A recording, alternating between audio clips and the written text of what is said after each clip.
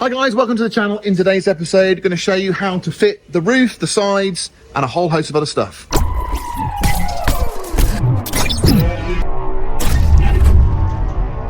Now, there's quite a few of you who've asked to have this process actually detailed really specifically because you want to convert, I don't know, a pickup or something to a station wagon with a roof. So what I'm going to try and do is cover every single little part number so you've got a full list of what you need to do the conversion. But essentially what I'm going to be using, just very briefly, I've got some new seals for the sides from YRM. Now these go on the bottom of our side sills and they get squished down onto the body with this full kit of stainless steel hardware. Now I'm replacing all of the body cappings, fixings with these.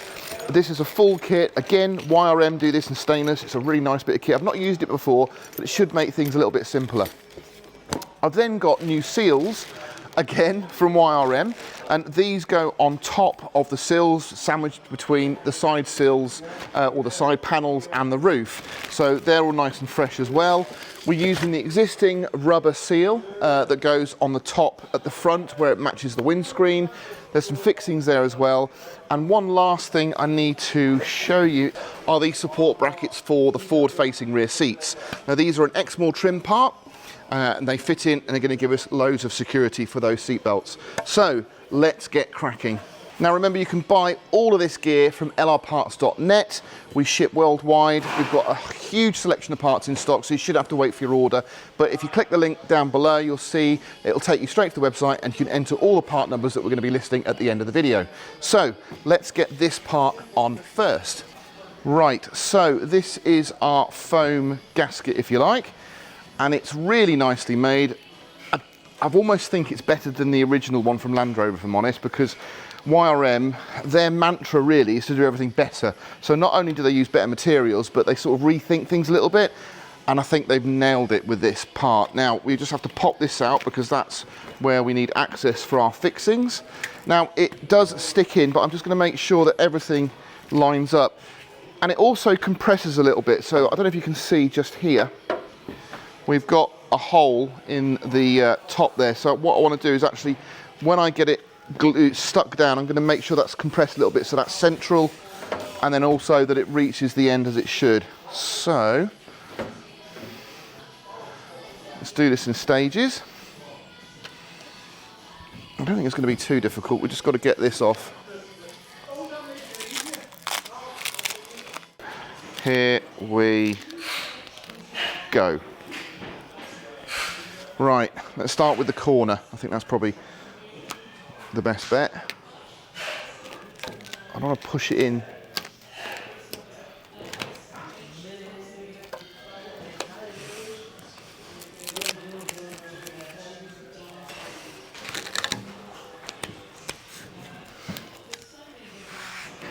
So I've just compressed it a little bit there. There we go. Look at that. Okay, that is going to make a huge difference. So you'll notice as well, here, we've got a little gap for our fixings to go, because obviously we've got a fixing at the back. There's not just these ones here. So what I need to do now we've got that foam strip on there, let's go and put the fixings on the body ready. Now I'll show you on the screen here what you normally get, and it is a fixed welded in bar stud, if you like, with the serrated location plate in one piece. Now the reason that's a little bit tricky is because to get the roof off you have to lift it quite a long way off and slide it out, whereas what they've done is YRM, they've made it a two-piece. So not only is it stainless, but it's also a two-piece. So what you need to do is slide your stainless thick washer, and that goes underneath like so, and then get your top plate and just roll it into position.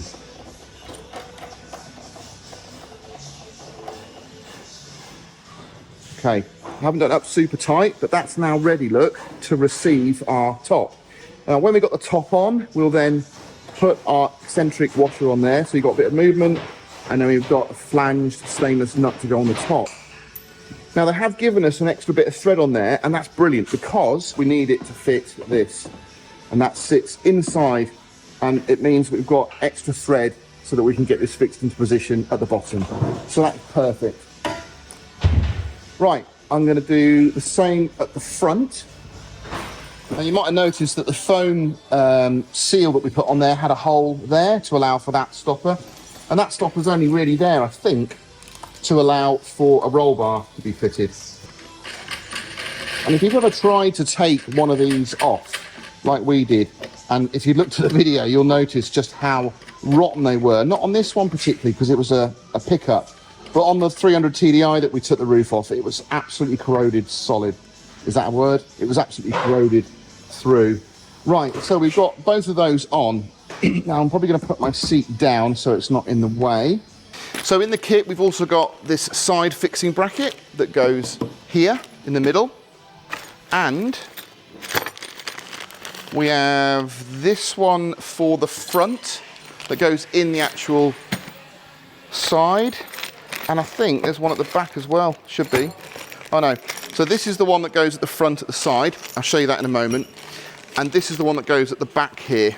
So I thought I'd do a quick intermission on this video to tell you about some of the new products we've got here at LR Parts.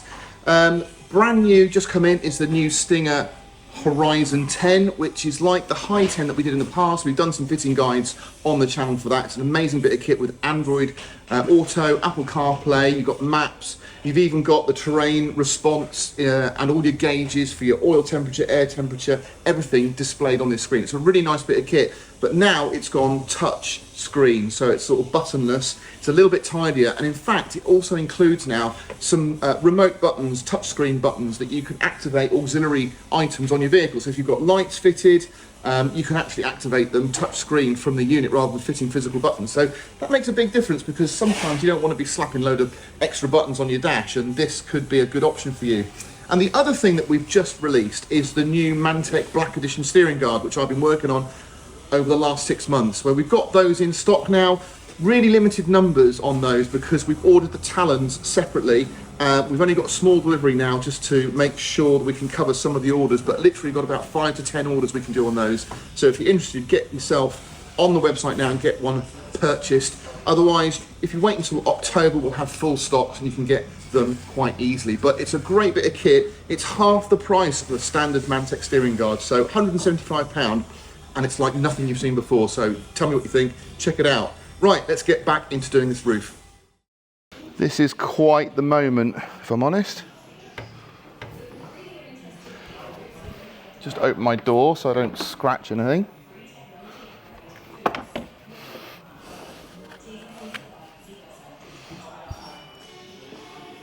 Okay, door's a little bit tight at the top, so we just have to be conscious of that, be a bit careful. So, right. Now I've got to try and do this. I think what I'm going to do first is I'm going to get this locked down before I put my support in for the seatbelt, just because I can always undo it at a later date.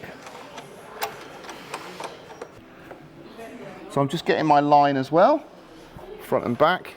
I can afford to go back a little bit, to be fair, which will be good for the door. Yeah. Okay, and then I'll do the same at the front here. Now, this captive plate slots into the side. There's a little channel just in here for it to slide into. Perfect. And then we get this support L bracket, and that needs to go in and over. So you can see in here, we've got, this is the little captive plate we drop into there. Then we've got this plate that then locates like that at the bottom. And we have to tighten that up. Now I need to get this front piece, to be fair, it's actually lined up quite nicely. So that's okay. So I'm gonna button this up a little bit, and then we're gonna get some bolts in through there. Oh, it's so nice when everything's new. Brilliant. Okay.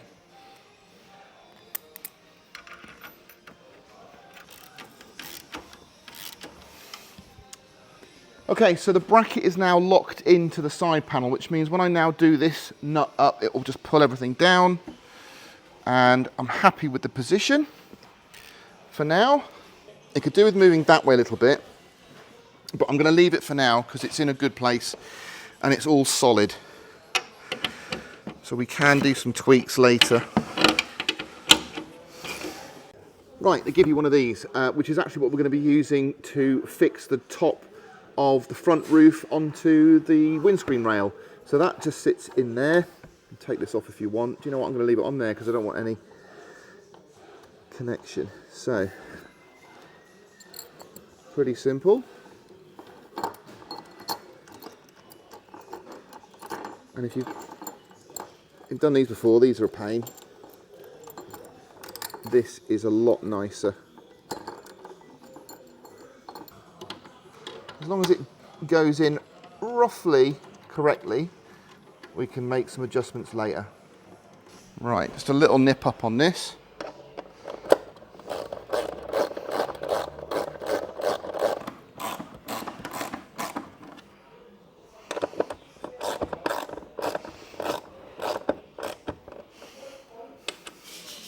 Right, so we are buttoned down. The last one we've got to do now is this one. I'm just hoping I can get that in. Should be able to because there's a load of movement there. But you can see here, look, we've got a nice line that runs at the top. I mean, this is quite a big seal at the moment. That is going to be compressed a fair bit. Going across to the front, you can see what I meant just about this one. It just needs to be that way a touch. And again, you can see, look, we need to realign the door because it's touching. And I don't want it to damage it. So I might try and just do that door a little tiny bit now. So I've got my L bracket installed in there. I'm going to do these two up first because there is a adjustment, look, you can see.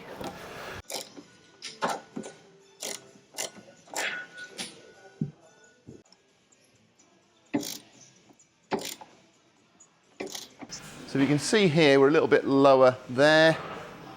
So I'm going to tighten this up and try and lower that. Right, I need to pull this down a little bit. And what I don't want to do is put too much pressure on that bolt. So I'm going to try and do the adjustment on these.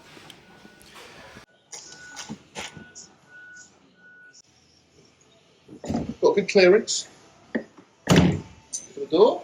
I am really happy with how they've gone on. They're good and solid. Now, although this is shutting nicely, we could probably afford to go up a touch. But these are all little final adjustments that I'm going to have to do when the roof's on because everything's going to move about. But at the moment, it's not touching, which is good. But that could do with going that way, like I said before. Okay, so this is slightly oversized because it's a one piece for both 110 and a 90. So you have to trim it at both ends, and that's the shape of it. And this little lip here, we're just getting that to go over the outside of the panel. So I'm just lifting it over and then pushing down at the same time. So I'm going to reuse the seal for the front there, and that is the front that clamps down onto the windscreen. I also have to add an adhesive seal onto the windscreen frame as well. Okay, we're in.